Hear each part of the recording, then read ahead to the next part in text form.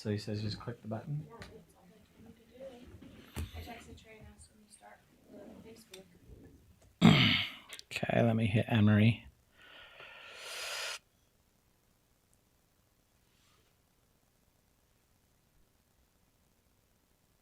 Okay, might as well. It's 11:01. Let's do this.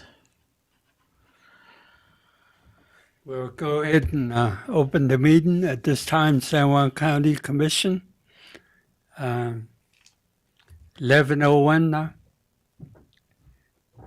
So with that, calling the meeting to order. Roll call. We have Mr. Kenneth Maryboy and myself. Mr. Adam is, I believe, on the water. Hopefully. I heard the water is too low. Maybe he's taking a backpack down to the edge there somewhere. Anyway, there'll be the two of us, and Mr. McDonald is here, and guests. With that, we'll go ahead and go to the agenda. First of all, I guess it doesn't have opening prayer, but anyone volunteer?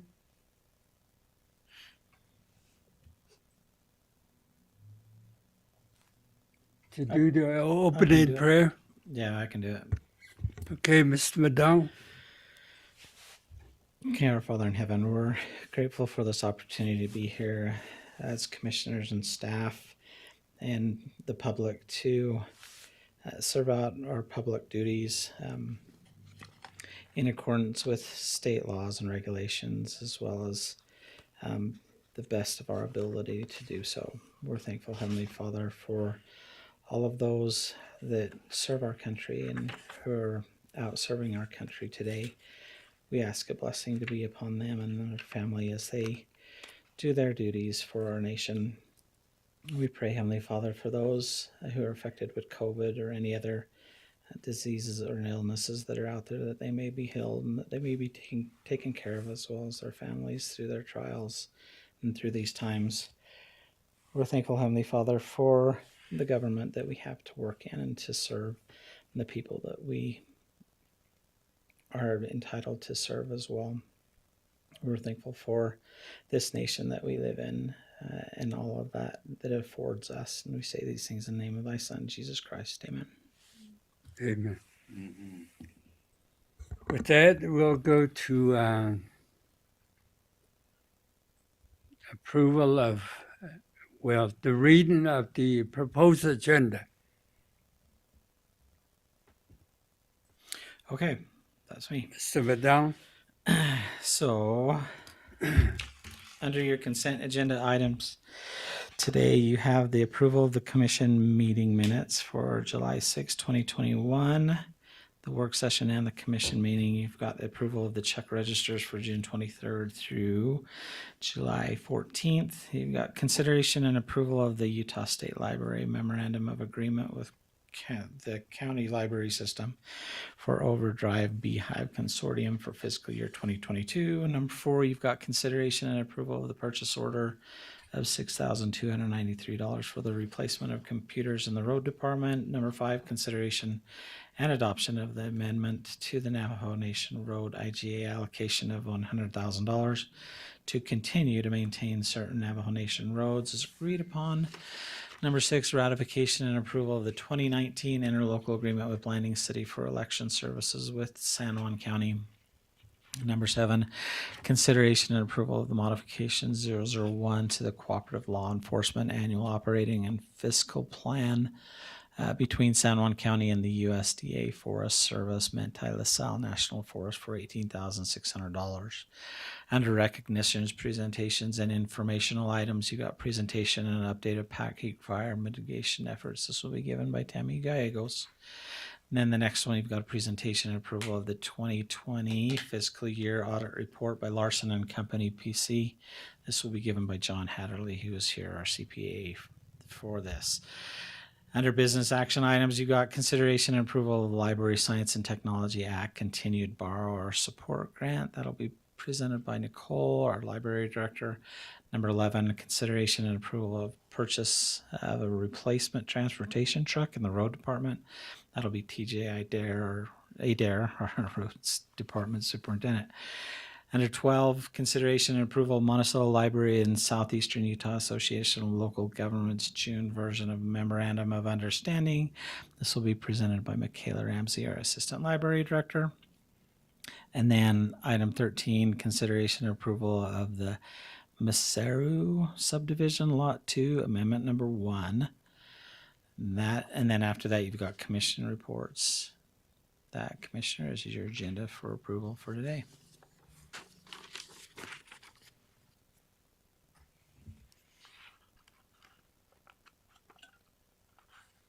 Need a motion? Motion. Mr. Maryboy motions.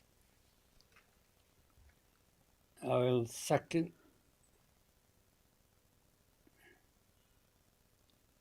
Any change?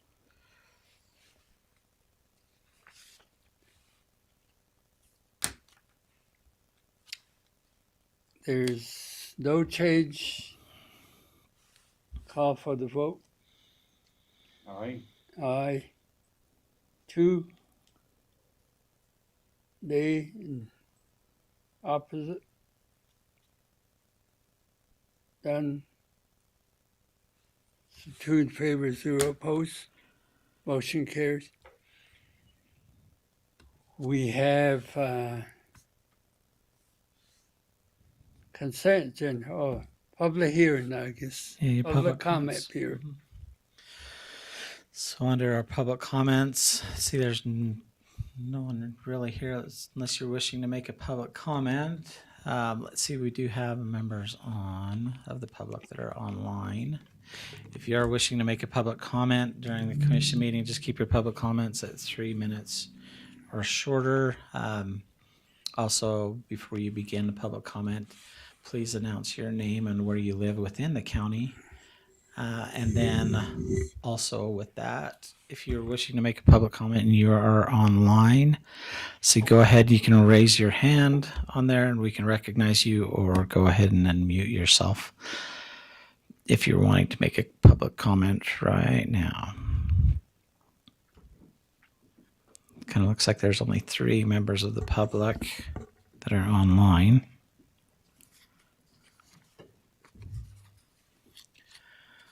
We'll give you a second to unmute yourself if you're wishing to make a public comment.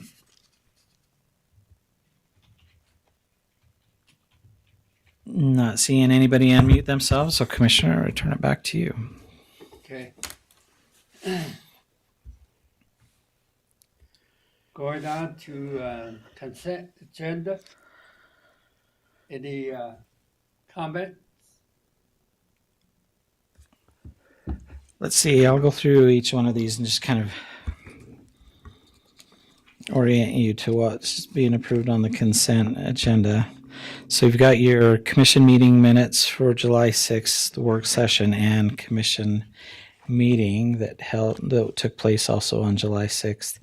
You've got the approval of the check registers for June 23rd and July 14th. Then on item number 3, you've got a consideration and approval of the Utah State Library Memorandum of Agreement with County Library Systems for overdue Beehive Consortium for fiscal year 2022. This is a online system that allows members of the public to view online books as well as audio visual materials. This is kind of an agreement that all counties have with the Utah State Library Division, and it's kind of based off of our collection expenditures and kind of our overall circulation. It noted in the contract that our overdrive circulation in 2019 was 10,049, which is fairly good if that is calculated in books or an online service. That's a pretty good utilization. Our cap percentage contribution is only 10%.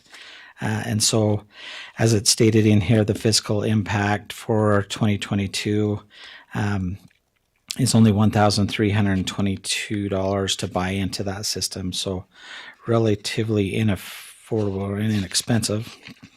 Definitely affordable for the county, but it gives kind of our collection a much broader base, especially in the online world. And then consideration on item number 4, consideration and approval of a purchase order of $6,293 for the replacement of computers in the road department. For a while now, we've known that our computers were out of date, but it's gotten to a point where some of the programs that the road department works from, as well as Microsoft Windows, things like that, are so outdated that in order for us to improve those programs or get them the latest updates, we've got to upgrade our computers. And so they do have it in the road department budget. And so they're just asked to use their funds to make that purchase within this year's budget. Number 5, consideration and adoption of the amendment to the Navajo Nation IGA allocation of $100,000 to continue to maintain certain Navajo Nation roads as agreed upon in this agreement. This is just a annual renewal that you'll continue to see now that we do have the IGA in place. This just mentions that the Navajo Nation will continue to allocate their $100,000.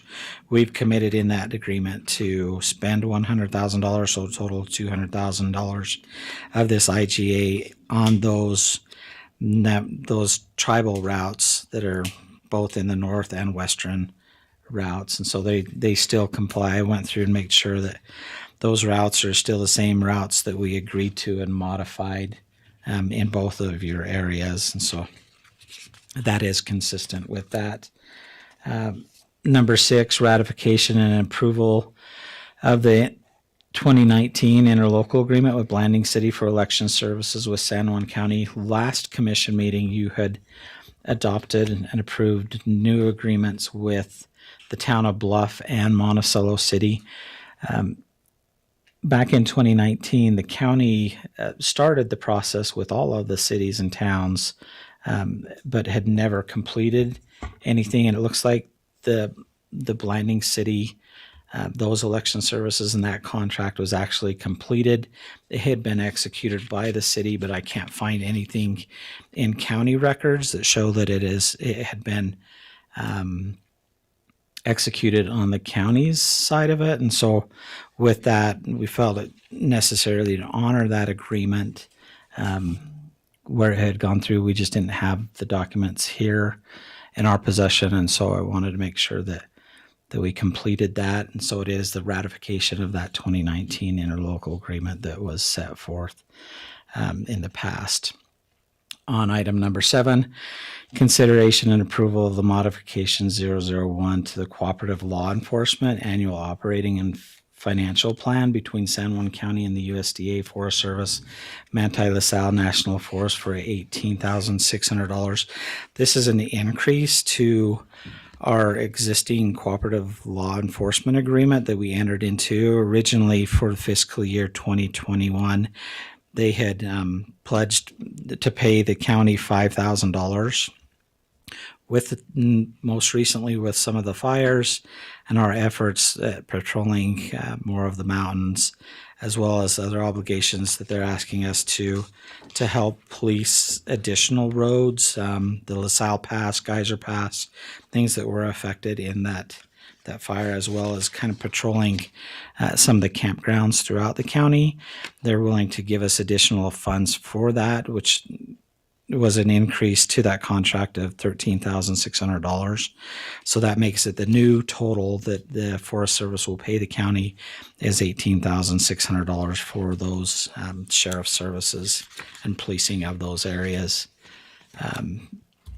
That, commissioners, is a summary of your consent agenda item for today.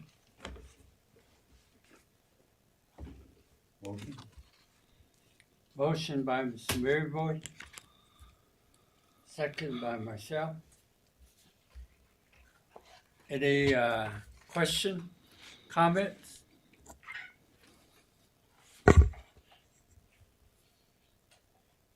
There being none, all those in favor say aye. Aye. Adopting. Aye also. Opposed? Nay? None? 2 in favor, 0 opposed. Motion carries.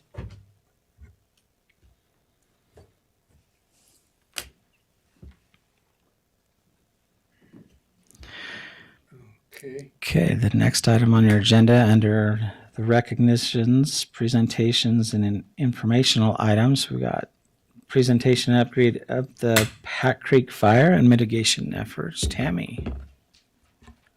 Good morning, Commissioners. How are you today? Fine. Good. So, as far as the Pack Creek fire, it is 100% contained right now. Its size is 8,952 acres. They're in basically containment status. They have about 36 personnel out there watching the fire. It is burning internally. They have given us a soil burn severity map that is available online at utahfireinfo.gov, and MAC has it up there as well. If you look at the map, the turquoise and blue ones are low to moderate. Low. The yellow is moderate, and the red is high. So we have very little high severity, and the high severity is up higher. If you look down at the bottom portion of that map, that is the Pack Creek area, which has low to a little bit of moderate in there. So the soil severity for the burn there is not as bad as we thought it would be. The Forest Service Bear team has already conducted their assessment of the site. We're still waiting to see that report. We have not gotten that report from them yet. But they did do a community meeting with us on the 13th, and they are not recommending reseeding at this time.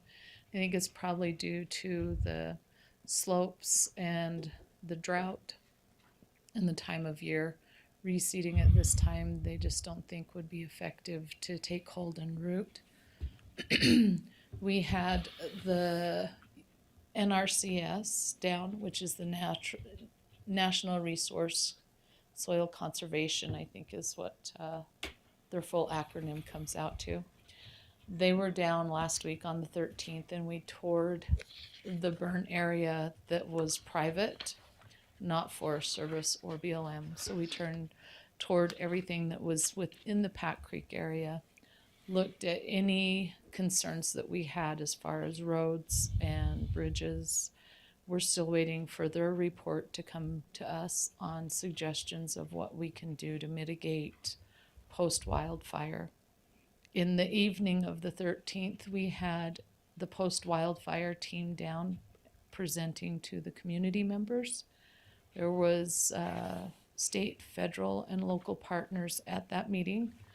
A lot of the community was present in person. We met at the lodge.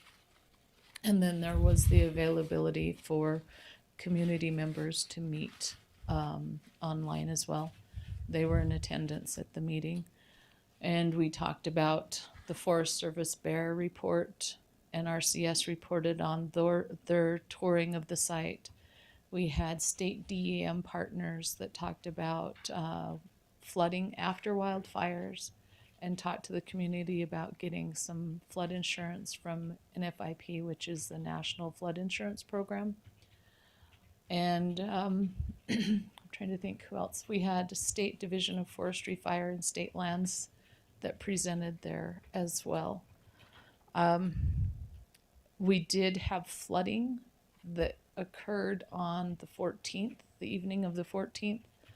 There was a flash flood watch that was issued for Pack Creek. I sent out an email and notified all of the members that there was a flash flood watch for their area. They did incur a flash flood on the 14th. The bridges that we were concerned about, they held up really well. There was one road that was flooded out. It was a low water crossing. It turned out to be a County D road. We got the road department in there and they cleared out that low water crossing. The citizens were in there first thing in the morning and it had the majority of it cleared out. So we brought in the road crew and they helped finish clearing it out and shoring up some parts of the side of the bridge that had been undercut by the water flow. The LaSalle Pass Road had quite a bit of debris flow on it. That road is closed at this time due to the Forest Service not wanting people up around the burn area. But we looked at that closure and they didn't have anything marked, so showing that that road was closed. So we asked the road department if they could at least just go through there with one swipe, and they do maintain that road for the Forest Service. We didn't want anybody getting in there and getting stuck in that debris flow. And there was a debris flow at Brumley Creek as well that happened. And those two areas were identified by the Forest Service as having significant debris flow from the fire. And that, we're just waiting for the NRCS report. We do have the EWP water letter in, which EWP is the Emergency Watershed Plan. We got that letter in. We are waiting for the hazard mitigation grant to be approved, which will be this fall. And once that's approved, then we can move forward with the suggestions from the NRCS on what to do to protect the roads and infrastructure within that community. Do you have any questions for me? Question? Thank you. This whole protocol is that's almost all over the mountain, right? All of, Burn site? yeah, the whole, everything that's colored in, that is the whole burn site. That's the 8,952 acres. The turquoise is low, the yellow is moderate, Yeah. and the red is high. So it was a low to moderate burn, the majority of it. When we were out touring last week, the oaks were already 1 foot to 2 foot coming back. You could see vegetation coming back. So there's already vegetation starting to regrow. Good. Thank you. We did reach out to all of the first responders that were heavily involved in fighting the issue. I appreciate that. Thank you very much, Tammy. You're welcome. Thank you. Yeah, she's been awesome about continuing to communicate out through not only just members of the public in Pat Creek, but also just through our federal partners. And so we did submit that thank you letter to them so that they were aware of that on behalf of the commission. But also as we get more information, so even though the fire is completed now, you still do have the studies, the analysis, that those reports that haven't come out yet. And so we kind of stand ready for those reports. Those reports will really help us determine what the next steps for this area. We're hoping that we can get some federal funds for mitigation efforts in here that can take place, like in that low water crossing or the Pat Creek diversion that's a little up further in Pat Creek. But until we have those reports out, we can't really do too much, nor do we want to do too much in that effort. Everything that we do kind of on our own, we pay for on our own. But once these reports come out and give that analysis, then we would be able to start tracking all of our efforts as something that would go towards the mitigation efforts in total. And so there is a participation requirement in mitigation efforts that NRCS will come out or the Forest Service will come out and highlight or recommend.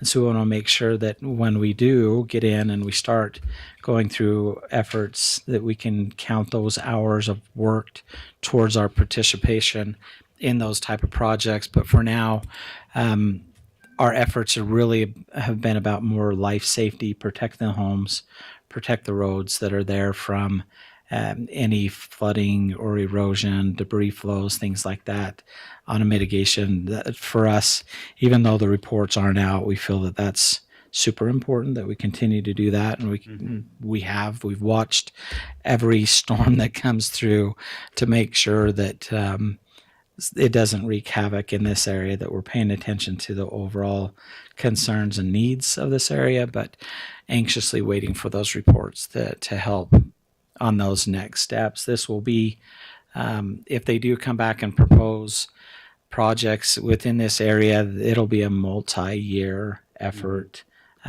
in mitigation if everything goes the way we think it's going to go, but we don't really know until those reports come out of next steps. So you'll see this, not just this final report, but you'll see more reporting coming in as we get the analysis that comes forward. But thanks to TJ's crew as well for being out there that next day after the rains. I was there that night. You're receiving some reports that says that the roads were all blocked off. I was there that night of the flood and assessed the areas. Nothing was really closed off. Items had been removed. If you had four-wheel drive, you can make it. It was passable, but yet still risky. I would never recommend anybody driving through creek beds when you got flash flooding warnings and everything in the area. But that next day, they were able to get residents back and forth. Even that night, they were able to get residents back and forth on all these roads throughout this area. And so we continue just to monitor and watch to make sure that these guys are taken care of. Thank you. Okay, with that, if there's Question. Yeah. I guess the low and medium bird area was immediately recover.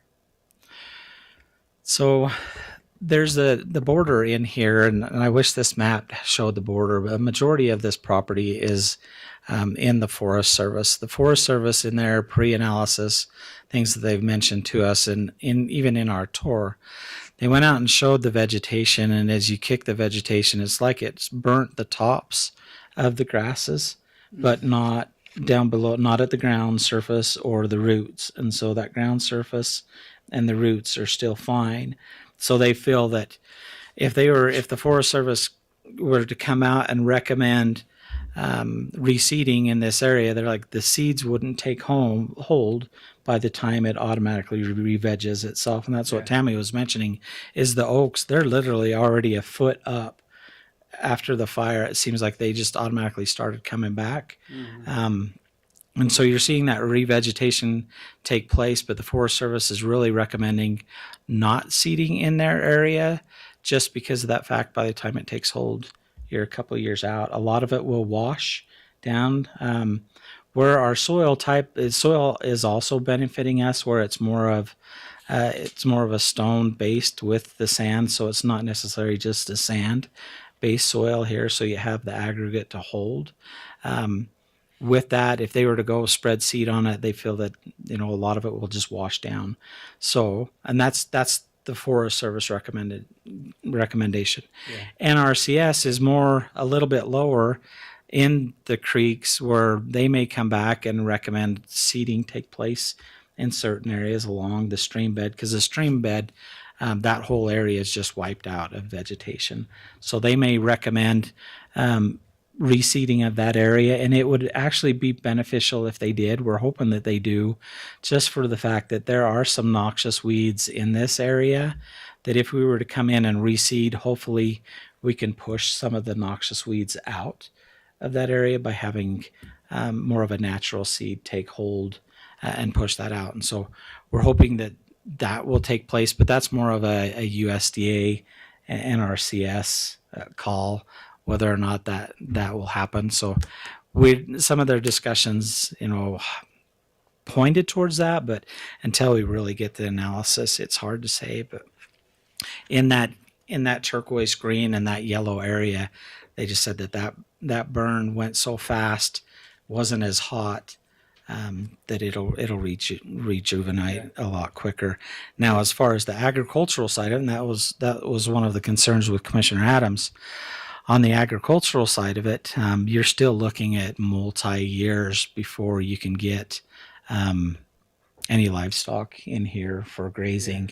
And the Forest Service has been really good on their permittees. They've been working together.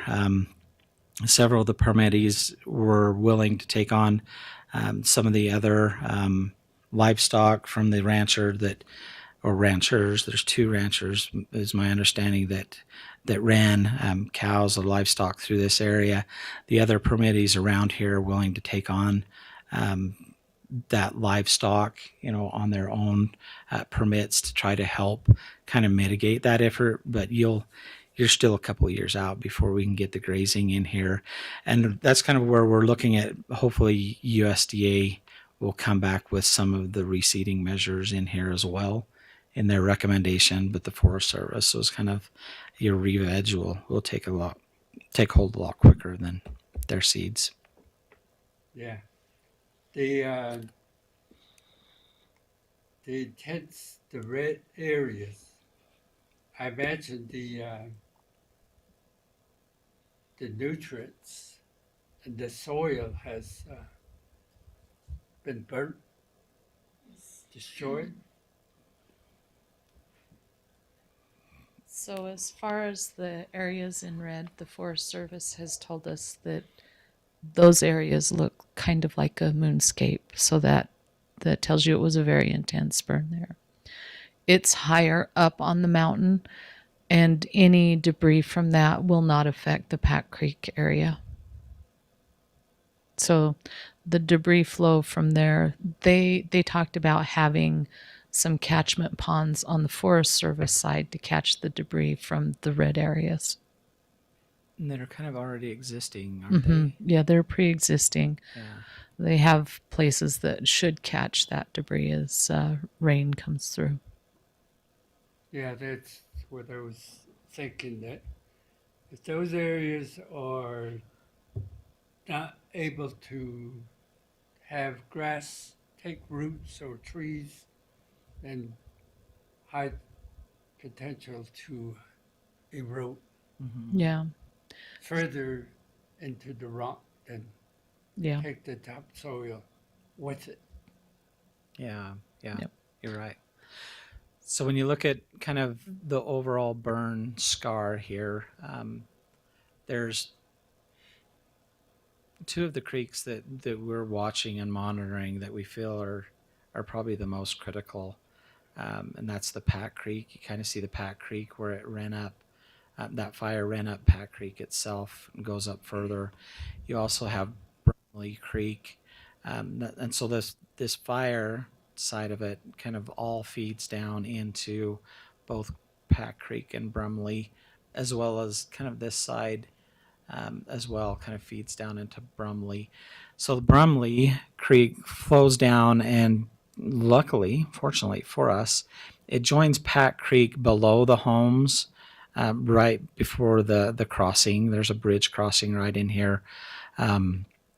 So we're fortunate that Brumley kind of avoids all of the residential area of Pack Creek, but we still do worry about that bridge there. It's a pretty high bridge, concrete, but there is some erosion and things that are taking place on the back side of it that NRCS looked at. But we feel like a lot of the water, and we've seen it this last flood, went through Brumley. You still had some here, but on Pack Creek, where you still have some of this area outside of the fire line that still has vegetation that wasn't burned, they feel that a lot of the drainage is just going to be normal. It'll be caught by the vegetation that's existing around there, so everybody really wasn't too concerned about the Pack Creek side of it.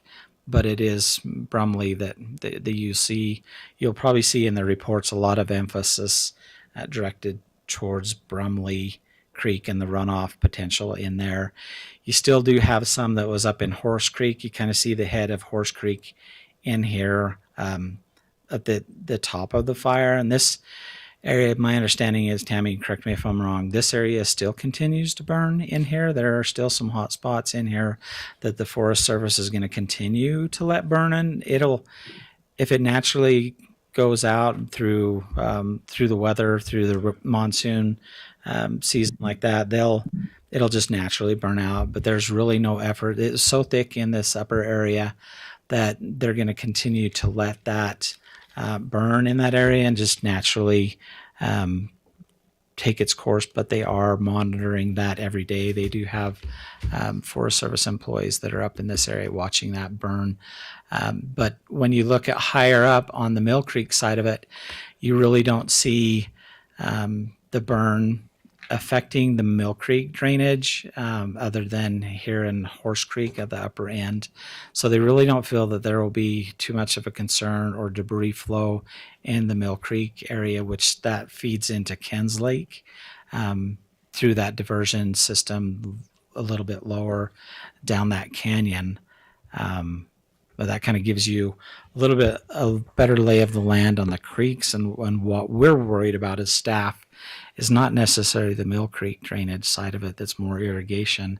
It's the Brumley Creek and Pat Creek, which also are irrigation. And you'll see a lot of efforts and concern, more not necessarily about the watershed being the water that's draining off into the creek systems, but the watershed and the aquifers. Higher up there are aquifer areas that the water replenishes certain layers of the aquifer at different levels in here. And so there is kind of an aquifer recharge area out of this mountain that we're kind of concerned with, just making sure that we're cognizant and that our partners are also cognizant with the aquifer recharge, the refill areas that are along this mountain. But when it comes to watershed, most areas down below this and even Pat Creek area are all well water and not necessarily the water runoff. And so kind of gives you a little bit more understanding of the area that we're looking at. And the bear report just came in this morning, so Oh, perfect. so we will be looking at that. Thank you.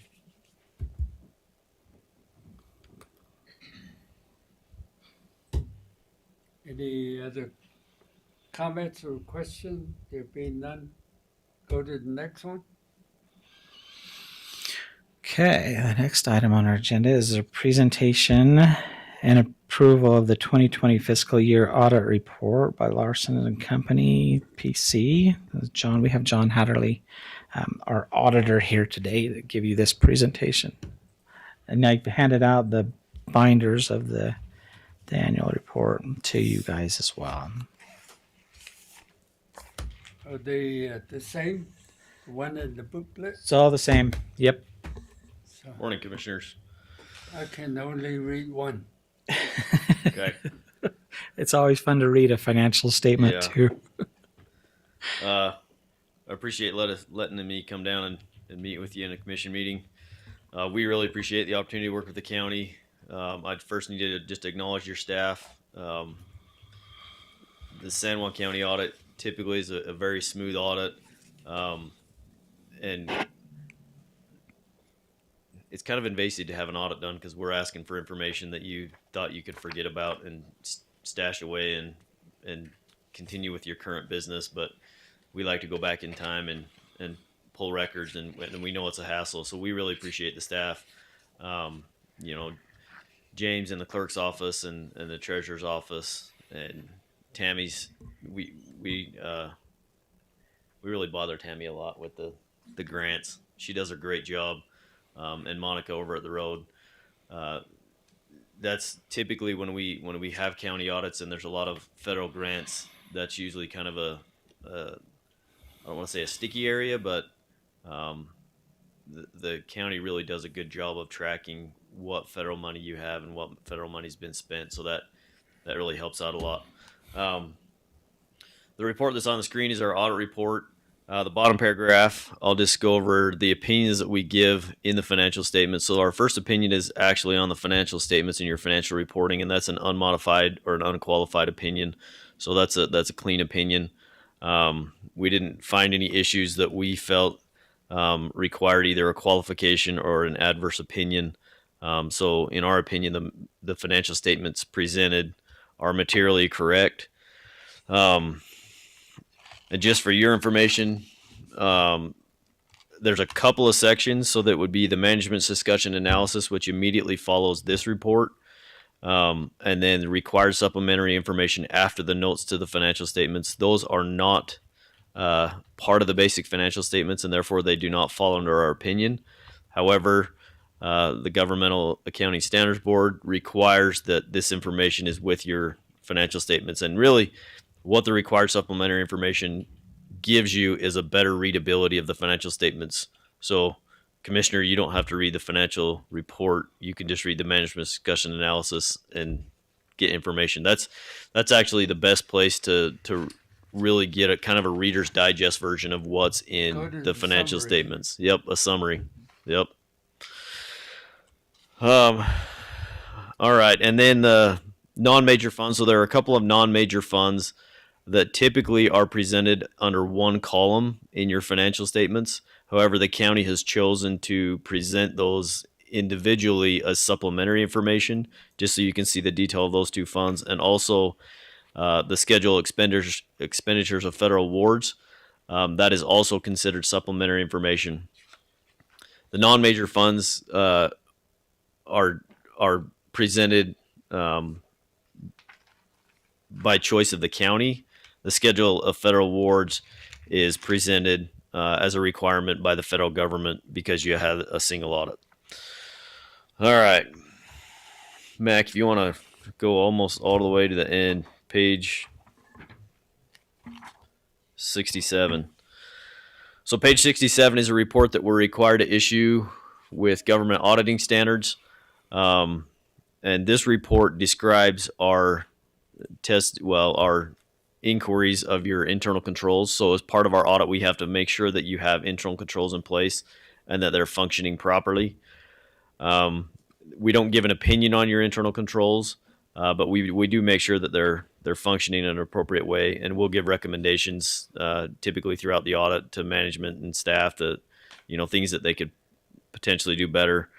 Page 69. This is our audit report for the Utah State Auditor, and we do give an opinion on your compliance with the Utah State Code. Specifically with the requirements that they ask us to look at, and those are listed in the middle of that page on page 69. Your budgetary compliance, your fund balance, your justice courts, restricted taxes, open and public meetings, your tax levy recognition, and then the new fraud risk assessment. So these are areas that the state auditor feel he's either concerned about, or they're new, like the fraud risk assessment, or they're important enough that they want us to look at them on a regular basis.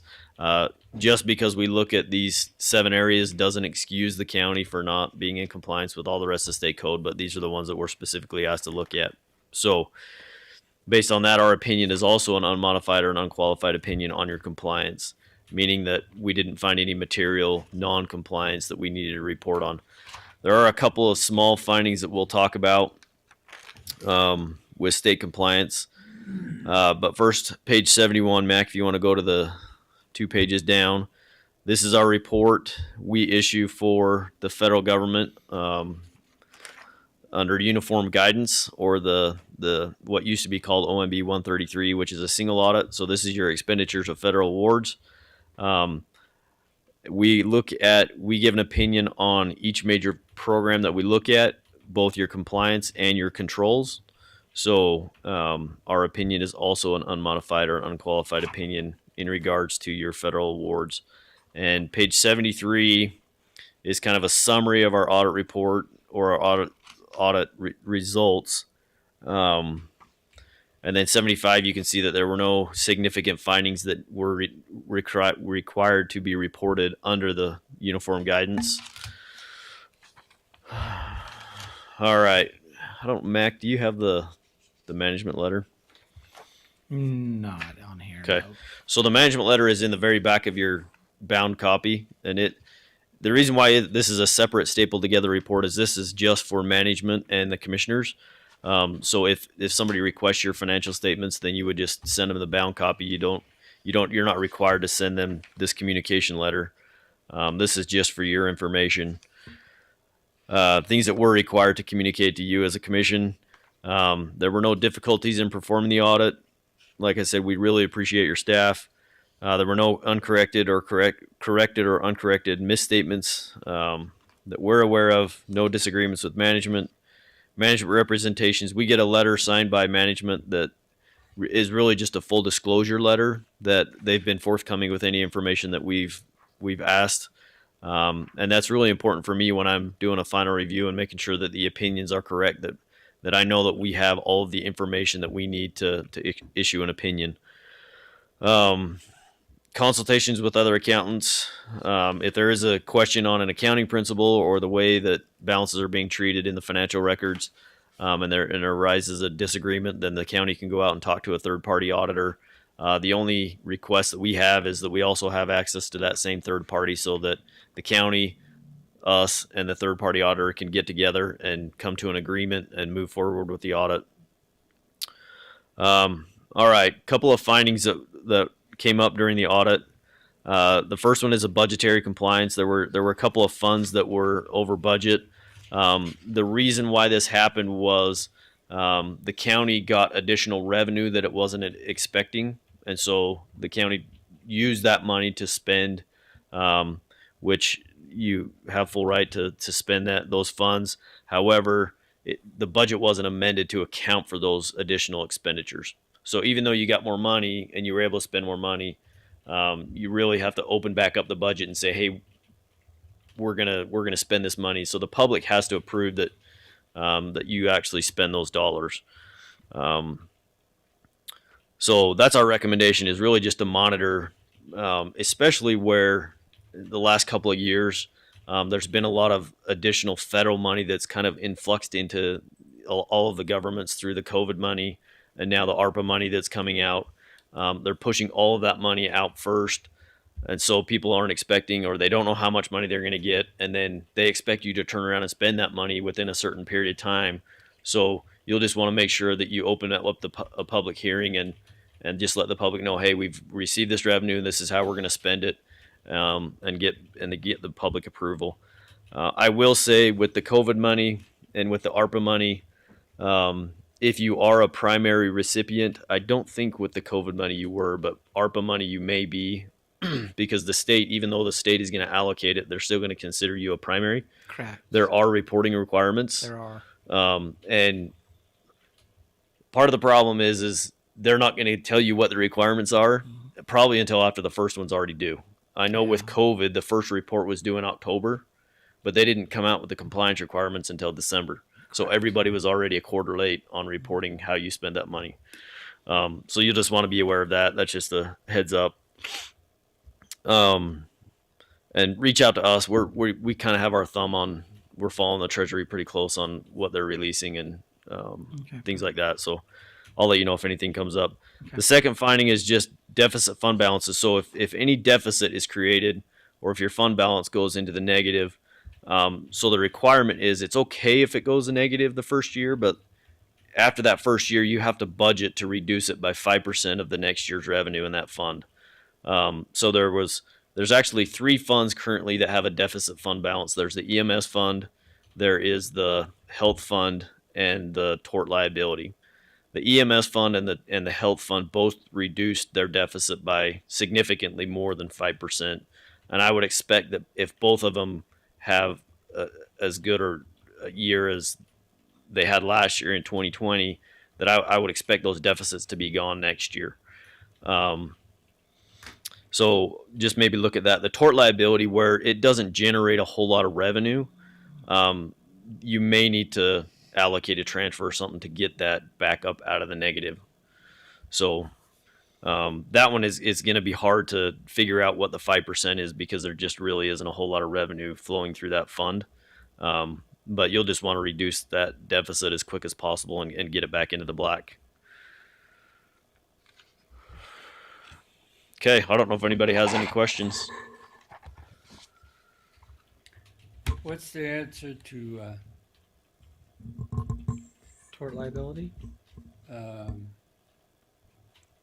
the requirements coming out late when you're expending all the monies and have no clear trails as to Yeah. until the months later or 2 months later they come out and say these are disallowable and Yeah. liable. So and it puts us in a weird position because when we come and test, so with your CARES money, we have to test what the requirements were at the time you spent the money.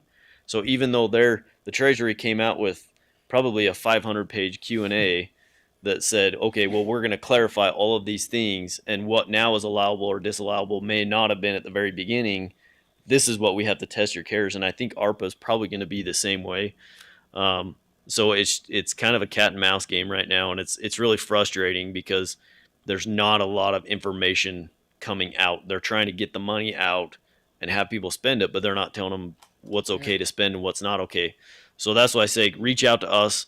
I'm on the White House Treasury all the time looking for more information, the most up-to-date information. So when you do get funded, which will probably be pretty soon if you haven't already got some, We do. you know, we kind of keep up on it because we have to know as far as our testing and what's going to be allowable and what's not allowable.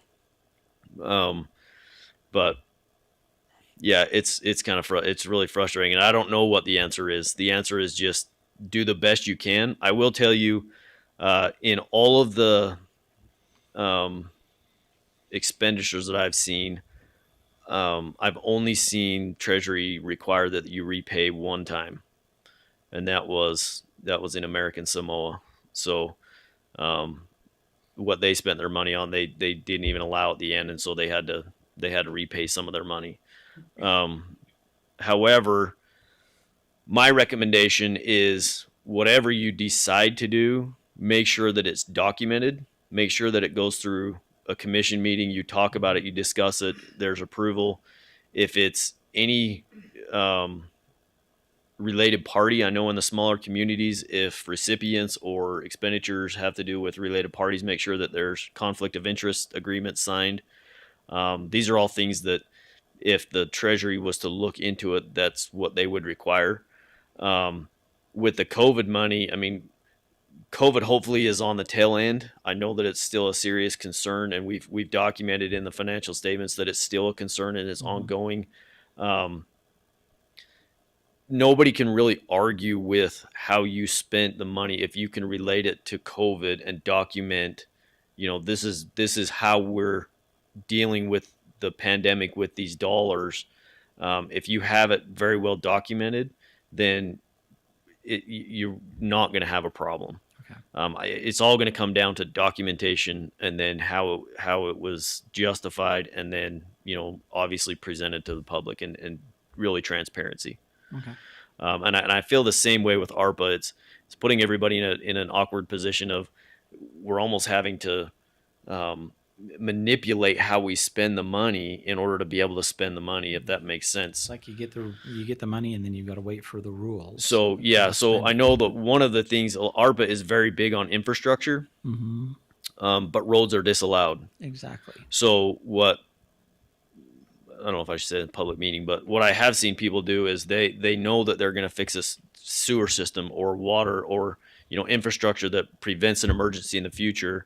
And as a result of that, they're going to use some of the dollars to fix the road that they had to tear up for the water line. So that's a secondary cause of fixing the water.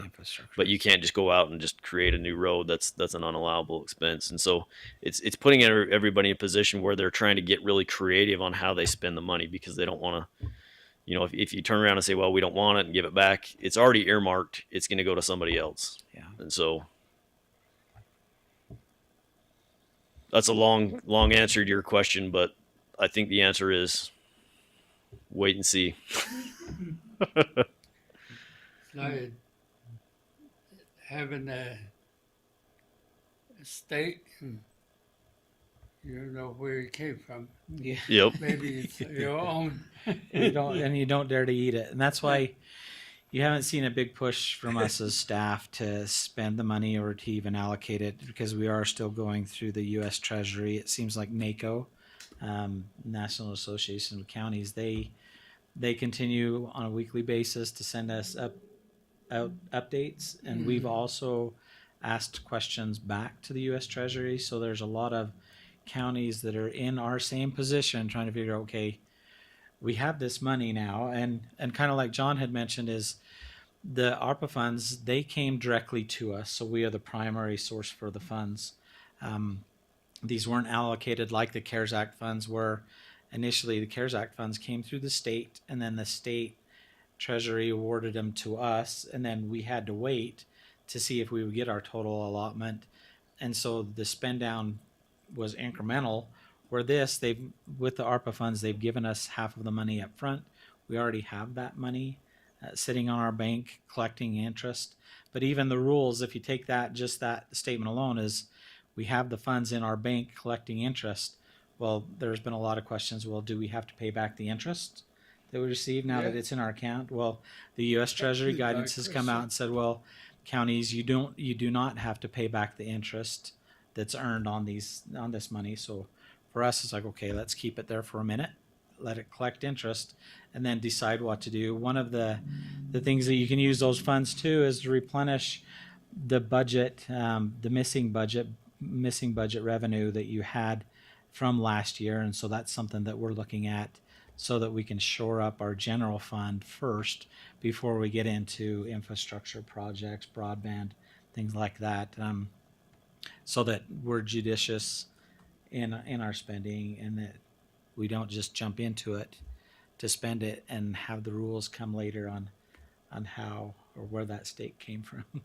And we don't want to be like America Samoa and have to pay any of it back. And so we're super cautious about how to spend this next round of money, but knowing that we have till 2024 to spend it kind of gives us a little bit more relief, and less pressure on hurrying and spending it now. If we can push that, spend incrementally throughout 4 years, I think we'll be a lot better further ahead doing that. Whereas CARES Act, initially you had until, it was like August where you had to initially spend down, and then they extended it out.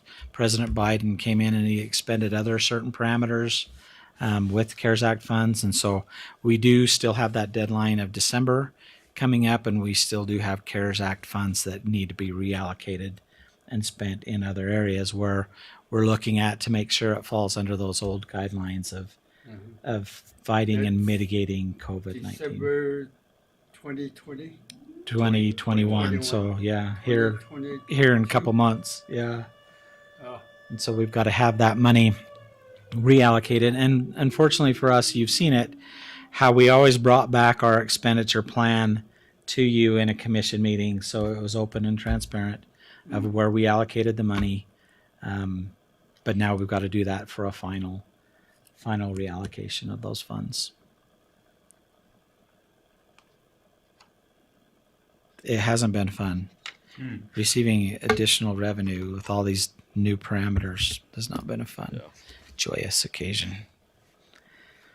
Okay. Thank you, Tell Commissioners. them no strings attached. Yeah, and that would be nice. No strings attached would be perfect. Thank you. Thank you.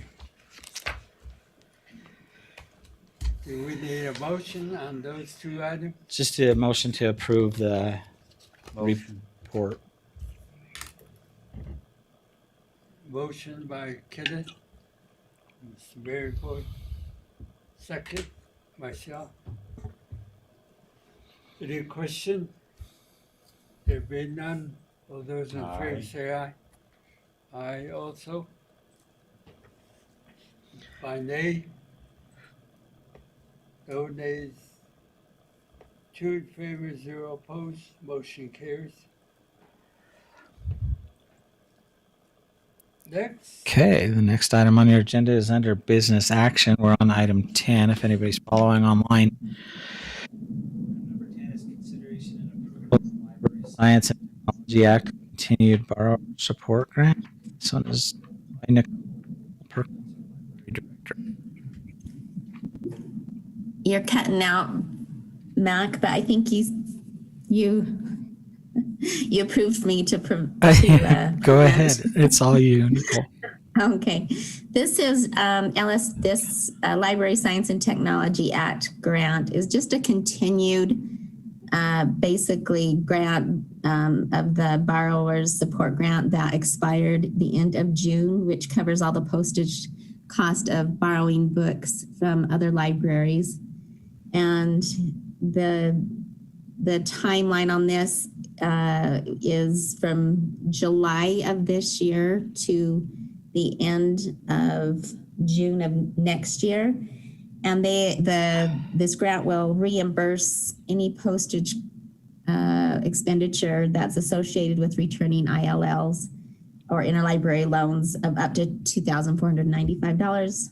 And I'm just seeking approval for this grant for the commissioners to approve this so we can utilize those funds. Great. Motion? I make a motion to approve or accept. Second that.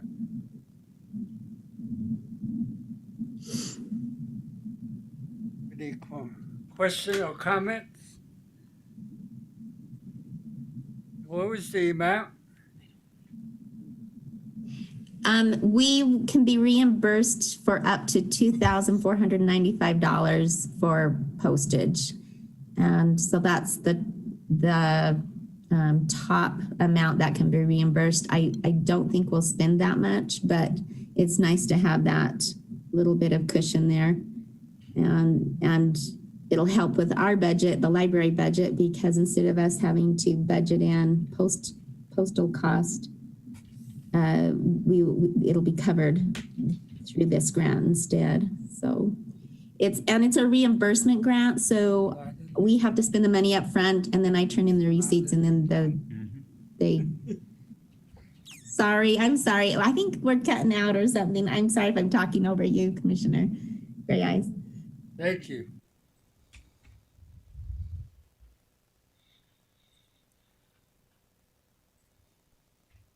All those in favor say aye. Aye. Aye also. Opposed, nay. 2 in favor, 0 opposed. Thank you very much. Next. Okay, the next item on your agenda is consideration and approval to purchase a replacement transportation truck and the road department. TJ Dare. Morning, Commissioners. We had one of our trucks that tow our belly dumps and stuff kind of break down on us. And so the cost to repair it was too high. And so we surplus that truck and we're needing to replace it. And we've also surplus some other used equipment. And so we have enough money in what we've surplused to cover the cost of a used truck. New ones are pretty expensive. We're trying to find a used one. The problem is when they come available, they're available for hours. Not enough time to come to commission, ask for the approval on that used semi truck. And so what we're asking for is to get approval to spend up to the $80,000 that we think it's going to cost. So when we find one, we can just buy it. So that's what I'm asking for today.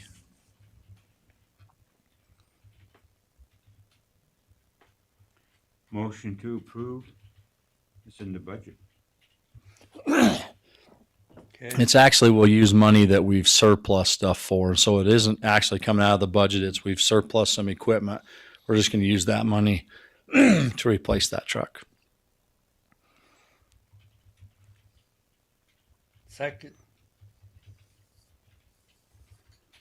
Question? Anyone? There being none, all those in favor say aye. Aye. Opposed, nay. 2 in favor, 0 opposed. Thank you, Commissioners. Thank you. Next. Okay, the next item on the agenda, we are at item number 12, consideration and approval of the Monticello Library and Southeastern Utah Association of Local Governments, June version of the Memorandum of Understanding. This is Michaela, our Assistant Library Director, will present this one.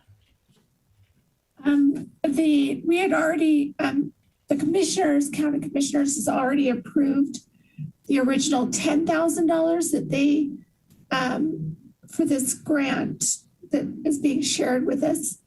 And they just found an extra 5,000. And so this is just to increase the amount that they're going to share towards our co-working space in the library. Does anyone have any questions? How much of that extra money do we get? 5,000. Did you understand that? Oh, sorry. $5,000 increase to the original Yes. $10,000 approved budget. A motion? Motion? I'll motion. I'll second. Okay. Any comments or question?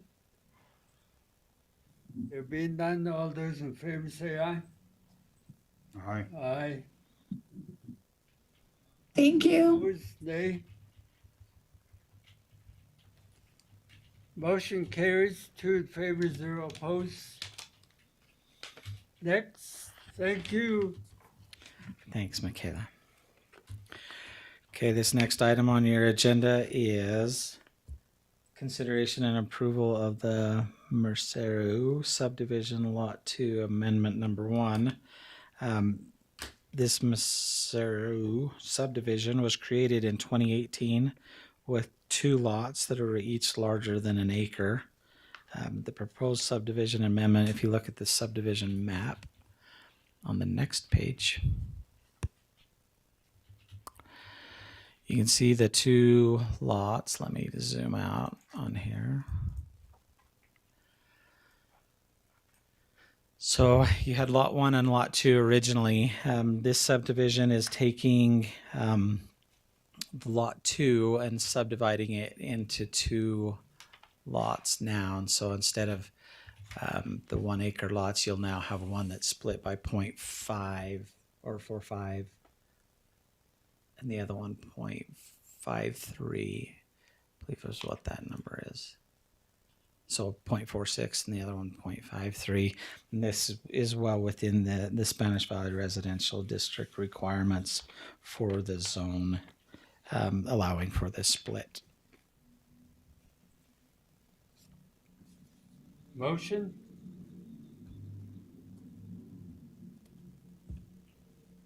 Motion. Motion. Okay. Second. Any question? There being none, all those in favor say aye. Aye. Aye also. 2 ayes, opposed nay. 0. Motion carries. Thank you. Commission report.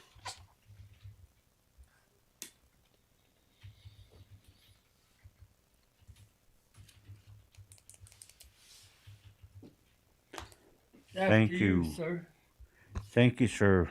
Very little report, but I will be in the county, and I guess Bruce is in NACO. He's Oh. at Lake Powell this week. Oh, okay. Vacation. Good, good, good. That's a good thing to do every now and then. Recuperating from NACO, yeah. That would be a good thing. Continue to looking at the roads, and the chapter grazing official and I will probably meet again this week to talk about the 191 road that I've requests for your insight to take a visit and find out some information on that, Mac. It'd be good if you could give us a little brief information on what's happening in the meeting, just for the record. And the other one is the transfer station. I think the transfer station is something that I've been at for quite some time. And you did notified me and told me that there's an individual that's running a business and hauling trash, which is okay, but I think our priority is the citizens of San Juan County, and those would be the concern that the people are bringing up on the on some of the taking their trashes away to where they don't have to drive all the way up to White Mesa. And I think the chapters are waiting to sit down and maybe come up with some ideas of how we could work things out to where they don't have to do all of that themselves. And some of them, they have a pretty good size land that they have under the chapters. So those are the things that I will continue to be doing. And the other one is that I recently learned that we're not only having those problems or the road problems, but the other one that's really hindering our county police officer is that we still don't have the appropriate agreement between the Navajo and San Juan County. So therefore, Anna chapter has passed a resolution to ask the county to see what we can do to patrol the community.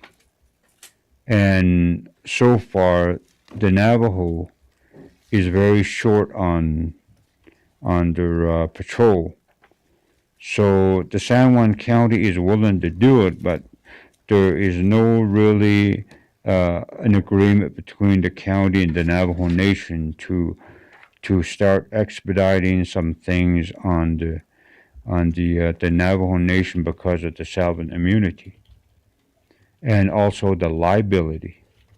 Those are the problems. So those are some of the other concerns that probably Torgerson and I will continue to talk about to see what we can do and how we can start collaborating between the nation and the county. So that's pretty much I will be doing, and thank you very much. I normally try to stay at the house, and there were some comments about about being virtual and being not virtual. I just like to thank those of you that are listening and being with us today virtual. I do believe that a lot of us were still looking at some of the information and also the lifting of the of not to be virtual from CDC guideline. And the county and the organization itself, I feel that those of you that are at home, thank you very much. Protect others and protect yourselves, and continue to look out and continue to be safe. And thank you very much. And that's the extent of my report.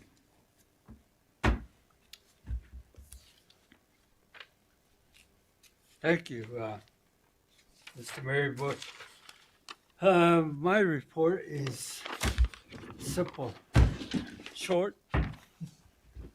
It was interesting to attend the state engineer gathering here on the 9th. And hopefully those plans, looking at the plans, the drawings, but the money itself is, I guess, when they say it's set in stone, there's no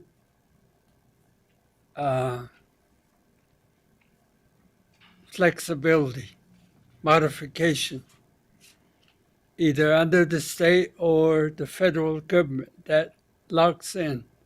Even though they say it's there's increase for let's say consumer price index, but they underestimate the percentage, I think. The escalation is going up every day or every week or every month. How do you project 5, 10 years from now? That's economic people that estimates the cost of material. Right now, it's what is it? $25 per board, ply board. OSB, yeah. Yeah. Yes, yeah. So, yeah, Yep. it doesn't seem right to me. Doesn't compute, does it? Yeah. So hopefully we get something out of it, and it's a long wait. We're still waiting. I know it's going to be a long time. I know I've seen Gallup, shipwreck to Gallup way back, how many years? Probably 15, close to 20 years. Finally got on the road. But that's only a trunk line. Yeah. Not lateral lines. Not lateral lines. You're talking about 50 years before somebody gets water in their home. Wow. So that was interesting, but I have no control over it.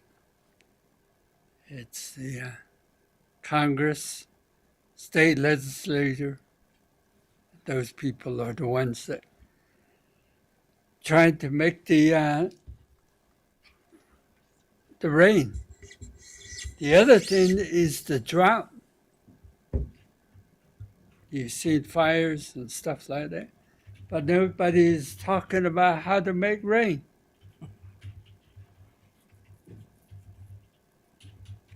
How do we do it? All we talk about is the dryness. The western state, another fire over here, another fire over here, and that's all we get. There has to be a way.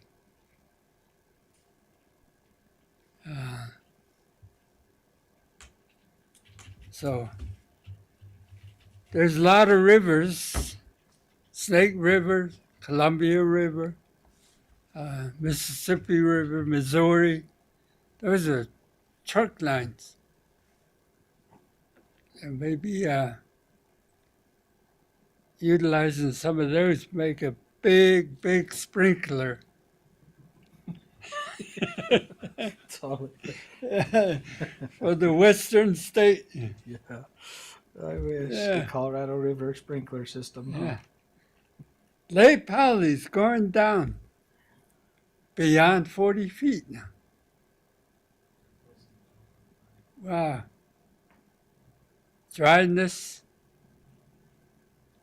I was hoping that the silting would continue to build. And the idea I have is there's no provision in the law that created the Glen Canyon Water Storage Project back in 1950s, early 50s, when Senator Barry Goldwater orchestrated that plan in Washington and took the middle of the river boundary line to the Navajo reservation up to 3,720 feet. Moved it in the middle of the river. It's down here up to 3,720. Now, when that silting is moving, it's gone probably about at least 15 miles now. But underneath is going, moving, silting. So when that silting pushes that lake down, is there room to negotiate the middle of the river again? Reclaim. Quadrilateral. Yeah. And then Adjust the another quadrilateral. quadrilateral agreement is expired September 10, 2020. No more. But there's a, what did they call it? An amendment? A zone.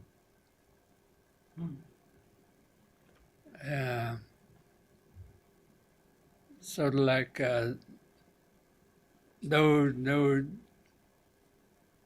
no fight zone. There's no, Kind of like a moratorium or something on it. I forget, buffer zone. Okay. There's a buffer zone. Now that the quadrilateral agreement has expired, Now the does buffers. that all disappear? Buffer zone, everything? See? The legal beagles Yeah, have no, the Alexes of the world. yeah. So they don't provide those, just like what they do. Just quiet, Is huh? they keep quiet until somebody thinks of that and, oh no, they uncovered it. I hope not. Okay. I guess that's about the extent of my report. Good report. Oh, the other issue is back in 1950s, the reclamation of the federal government came out and told the Navajo Nation, yeah, we'll move that border boundary line up to 3720. All sometime in the future, the water level going to go beyond 3720. All the water beyond 3720 is yours.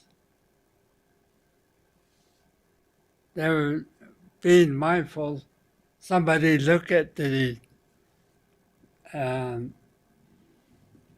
dam and the water level, the highest it will go Oh, is no way. 3710. Oh, no way. So it'll never be that high. It was Sad. Go over the Motion dam. to adjourn. second. We have a motion and second. All those in favor say aye. Aye. Aye also. Opposed? 0. 2 in favor, 0 opposed. Motion carried. You go home. Totally. Hurrah. Thank you, gentlemen.